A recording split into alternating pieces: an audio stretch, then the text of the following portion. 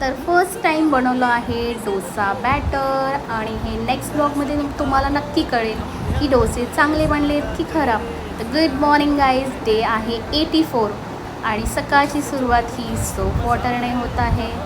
आणि इथे चपात्या वगैरे बनवायला घेतल्या. मी मस्त पटापट चपात्या बनवल्या. त्यानंतर टिफिनसाठी बनवली तोंडलीची भाजी, नाश्त्यासाठी बनवले पोहे.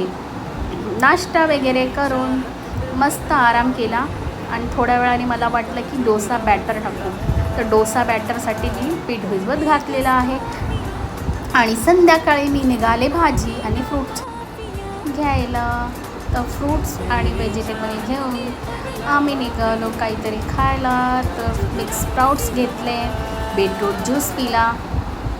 त्यानंतर घरी आल्यानंतर भाजी वगैरे एकदम साफ स्वच्छ करून मस्त पॅक करून ठेवली. या जेवायला.